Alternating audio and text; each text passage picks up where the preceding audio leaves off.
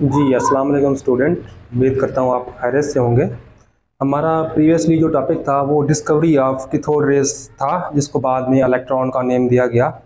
हमारा जो आज का टॉपिक है वो प्रोटॉन के बारे में है, जिसको शुरू में हम किनाल रेज का नेम देते हैं, जबकि बाद में इसको सजेस्ट किया जाता है प्रोटॉन का।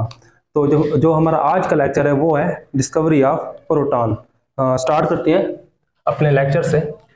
एक साइंटिस्ट थे जिसका नाम आगन गोल्डस्टेन था। 1886 में इन्होंने प्रोटॉन के बारे में अपना कंसेप्ट दिया था। सबसे पहले जिस तरह जे थॉमसन ने, सर विलियम क्रॉक्स ने कैथोड रेज के अंदर एक डिस्चार्ज ट्यूब ली थी, इस तरह की डिस्चार्ज ट्यूब ली थी। जब उसके अंदर दो मेटल के इलेक्ट्रोड थे, एक को एनोड का नाम दिया गया था, दूसरे को कैथोड का नाम दिया गया था। तो बाद में जो आगन गोल्डस्टेन थे 1886 में उन्होंने इस बात को प्रिडिक्ट किया कि जो कैथोड रेज होती हैं, कैथोड रेज के अपोजिट डायरेक्शन पर कुछ और रेज भी होती हैं जो इनकी डायरेक्शन बिल्कुल कैथोड के अपोजिट होती है, जिनको बाद में एनोड का किनाल रेज का नेम दिया गया था।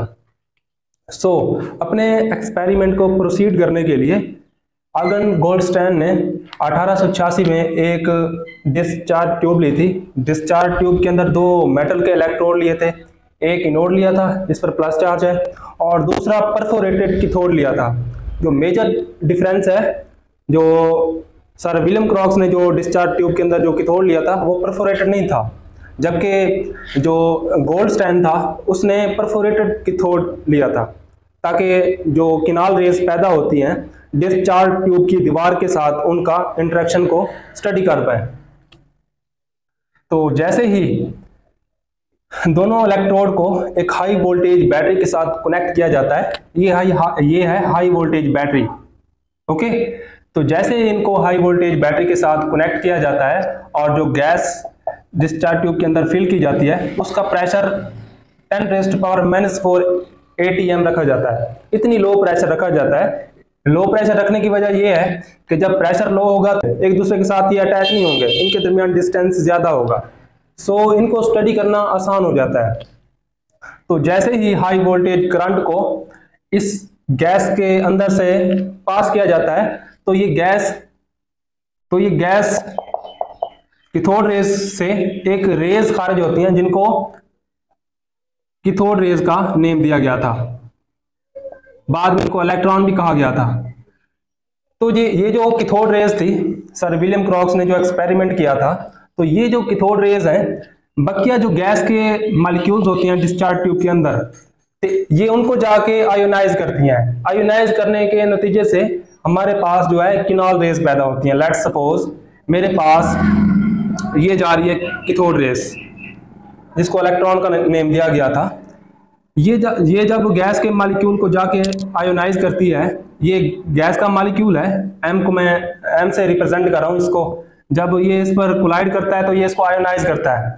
आयोनाइज करने के नतीजे से, क्योंकि यहाँ से इलेक्ट्रॉन को रिमूव हो जाता है, जैसे ही इलेक्ट्रॉन रिमूव होगा तो इस पर इलेक्ट्रॉन की डेफिशिएंसी हो जाएगी। डेफिशिएंसी के लिए हम चार्ज इस पर लगाते हैं पॉजिटिव। ये जो पॉजिटिव है ये प्रोटॉन के लिए यूज किया जाता है, जिस पर पॉजिटिव चार्ज हो। ये प्रोटॉन उस वक्त यूज नहीं होता था, क्योंकि प्रोटॉन का नेम प्रोटॉन को बाद में दिया गया। पहले इसको हम कहते थे किनाल रेज। जब ये आयोनाइज करती हैं, आयोनाइज करने के नतीजे से इन पर प्लस में चार्ज आ जाता है। ये प्लस में चार्ज इनके अपोजिट डायरेक्शन में मूव करना स्टार्ट हो जाता है, क्योंकि ये जो इनोड है, इनोड पर पॉजिटिव चार्ज है, और ये जो रेज पैदा होती हैं जिनको किनाल रेज का नेम दिया गया, इन पर भी पॉजिटिव चार्ज है। ये एक दूसरे को रिपेल करना स्टार्ट करते हैं। रिपेल करने के नतीजे से ये जो किनाल रेज हैं ये कैथोड की तरफ मूव करना स्टार्ट हो जाती हैं। जब परफोरेटेड कैथोड से ये रेज इन पोर से गुजरने के बाद डिस्चार्ज ट्यूब की दीवार से कोलाइड करती हैं। कोलाइड करने के नतीजे से एक शानी सी लाइट प्रोड्यूस होती है, जिसको गोल्डस्टाइन ने डिस्कवर किया था। इनको बाद में प्रोटॉन का नेम भी दिया गया था। तो हम चलते हैं प्रॉपर्टीज की तरफ कि ये जो किनाल रेज हैं इनकी प्रॉपर्टीज क्या है। सबसे पहले तो ये स्ट्रेट लाइन में मूव करती है, ये बिल्कुल स्ट्रेट लाइन में मूव करती है, बट इनकी जो डायरेक्शन है वो कैथोड रेज के अपोजिट है। नंबर टू पर ये है कि ये जो रेज है, ये रेज अगर इन रेज के सामने कोई ऑब्जेक्ट रखा जाए तो ये उन ऑब्जेक्ट का शैडो बना देते हैं। Number 3, depend upon nature of gas. ये बहुत ही इंपॉर्टेंट पॉइंट है कि ये जो किनाल रेज हैं ये गैस की नेचर पर डिपेंड करती हैं, क्योंकि डिफरेंट गैस फिल की गई थी डिस्चार्ज ट्यूब के अंदर, डिफरेंट गैस ली गई थी, पहले एक और गैस ली गई थी, बाद में और गैस ली गई थी। तो डिफरेंट गैस फिल करके उनके रिजल्ट को जब चेक किया गया था तो इनकी मैस और चार्ज रेशो डिफरेंट थी। सो हम कह सकते हैं कि जो ये किनाल रेज होती हैं, किनाल रेज की जो नेचर है वो गैस पर डिपेंड करती है जो डिस्चार्ज ट्यूब के अंदर फिल होती है। जैसे ही गैस की नेचर होगी वैसे ही किनाल रेज की नेचर होगी, तो उनकी मैस और जो चार्ज और मैस रेशो होती है वो भी चेंज होती रहती है। तो ये मोस्ट इंपॉर्टेंट पॉइंट है, depend upon nature of gas. जबकि जो कैथोड रेज थी वो गैस की नेचर पर डिपेंड नहीं करती थी। इसकी रीजन ये थी कि चाहे जो भी गैस हम डिस्चार्ज ट्यूब के अंदर ले लें और जैसे ही हाई वोल्टेज करंट को गुजारा जाता है तो कैथोड से वो रेज इमिट हो जाती हैं, जबकि जो किनाल रेज हैं ये इनोड से इमिट नहीं होती। मोस्ट इंपॉर्टेंट पॉइंट है, एमसीक्यूज के तौर पर भी आ सकता है कि ये जो किनाल रेज हैं ये कैसे पैदा होती हैं। किनाल रेज इनोड से पैदा नहीं होती, जिस तरह कैथोड रेज कैथोड से पैदा होती हैं, किनाल रेज इनोड से पैदा नहीं होती। ये उस वक्त पैदा होती हैं जब कैथोड रेज गैस के मॉलिक्यूल को आयोनाइज करती हैं। आयोनाइज करने के नतीजे से डिफरेंट वेव्स पैदा होती हैं जो उनके अपोजिट डायरेक्शन में मूव करना स्टार्ट कर देती हैं। इनको बाद में किनाल रेज का नेम दिया गया था।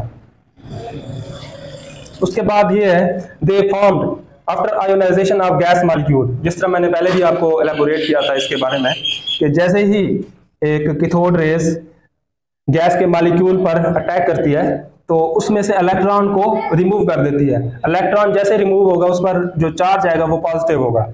सो यहाँ से इलेक्ट्रॉन रिमूव हो जाते हैं और ये जो किनाल रेज प्रोड्यूस हुई तो ये कैथोड रेज के अपोजिट डायरेक्शन में मूव करना स्टार्ट कर देती हैं। जैसे ही ये परफोरेटेड कैथोड से पास होती हैं, पास होने के नतीजे से ये डिस्चार्ज ट्यूब की दीवार से कोलाइड करती है जो एक शाइनी सी लाइट प्रोड्यूस करती हैं। लास्ट में कंक्लूजन में ये है कि ये जो किनाल रेज होती हैं, किनाल रेज गैस की नेचर पर डिपेंड करती हैं, क्योंकि डिफरेंट गैस की जो नेचर है वो डिफरेंट है। सो हम कह सकते हैं कि ये जो चार्ज टू मैस रेशियो होती है किसी भी गैस की वो डिफरेंट होती है। सो हम कह सकते हैं कि ये जो किनाल रेज हैं, ये किनाल रेज की जो चार्ज टू मैस रेशियो होती है वो गैस की नेचर पर डिपेंड करती है। तो ये था हमारा आज का टॉपिक जिसमें हमने डिस्कवरी ऑफ प्रोटॉन को डिस्कस किया। स्टार्ट में इसको जो हम कहते थे वो किनाल रेज का नेम दिया जाता था, बाद में इसको एक सूटेबल नेम सजेस्ट किया गया जिसको प्रोटॉन कहा जाता है। सो ये था हमारा आज का लेक्चर। थैंक यू, अल्लाह हाफिज़।